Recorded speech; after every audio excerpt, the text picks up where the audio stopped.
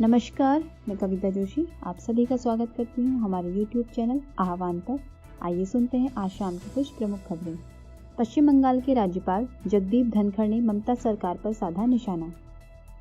पश्चिम बंगाल के राज्यपाल जगदीप धनखड़ ने युवाओं से मानवाधिकारों की रक्षा करने की अपील करते हुए कहा कि हिंसा लोकतंत्र के खिलाफ है।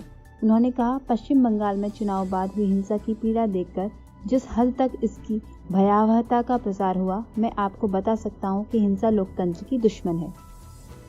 राज्यसभा सांसद अनिल बलूनी ने कहा, हरिद्वार और हल्द्वानी में कैंसर के इलाज की सुविधा होगी शुरू। उन्होंने कहा, हरिद्वार और हल्द्वानी में इस साल के आखिर तक कैंसर के इलाज की सुविधा शुरू हो जाएगी। कैंसर अस्पताल के लिए राज्य सरकार, एटॉमिक एनर्जी विभाग और टाटा इंस्टीट्यूट के बीच अगले सप्ताह अनुबंध हो जाएगा। उन्होंने कहा कि हल्द्वानी में पहले से ही कैंसर अस्पताल का ढांचा खड़ा है, वहां कीमोथेरेपी और इलाज सुविधा शुरू की जाएगी। उत्तराखंड की पहली ऑस्कर नामित डॉक्यूमेंट्री फिल्म मोती बाग को चुना गया BBC रिस्ट फेस्टिवल के लिए। उत्तराखंड की पहली ऑस्कर नामित डॉक्यूमेंट्री फिल्म मोती बाग एक बार फिर चर्चाओं में है। BBC ने एक माह तक चलने वाले BBC reels online long short film festival में इस डॉक्यूमेंट्री को चुना है। यह डॉक्यूमेंट्री पौड़ी जिले के सांगुड़ा गांव के प्रगतिशील काश्तकार विद्यादत्त शर्मा पर आधारित है। वह 86 साल के हैं और आज भी खेती व जन सरोकारों से जुड़े हुए हैं। उत्तराखंड बना देश का पहला राज्य जहां 2 जिलों में संपूर्ण हुआ वैक्सीनेशन। उत्तराखंड देश का पहला राज्य बन गया है जहां 2 जिलों व 1 ब्लॉक में संपूर्ण वैक्सीनेशन किया जा चुका है। बागेश्वर और रुद्रप्रयाग जिले में संपूर्ण वैक्सीनेशन हो चुका है। इसके साथ ही पौड़ी जिले के खिरसू ब्लॉक में भी सभी लोगों को कोविड वैक्सीन की पहली डोज लगा दी गई है। उत्तराखंड में कर्मचारियों को सेवा विस्तार या फिर संविदा पर दोबारा नियुक्ति देने का सिलसिला लगातार जारी।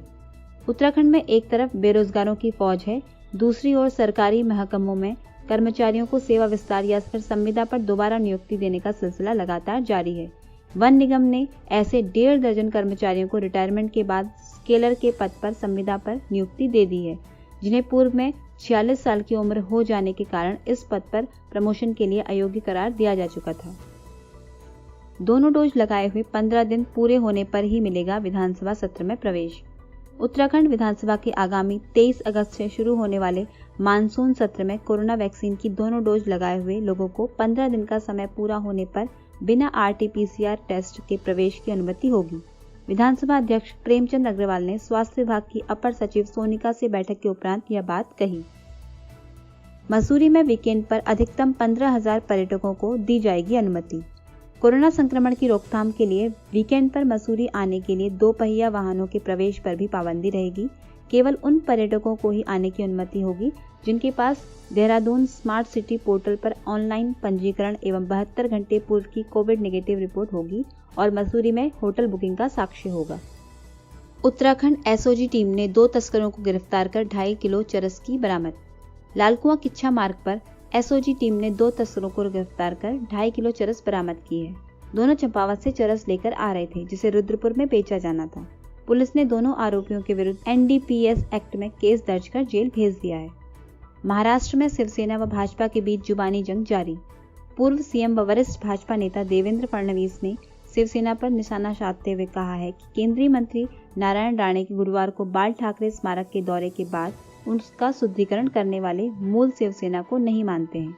यह हरकत शिवसेना की संकीर्ण मानसिकता को उजागर करती है।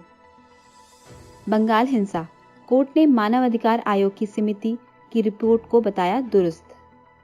विधानसभा चुनाव के बाद बंगाल में हुई हिंसा पर ममता बनर्जी को एक और झटका लगा है।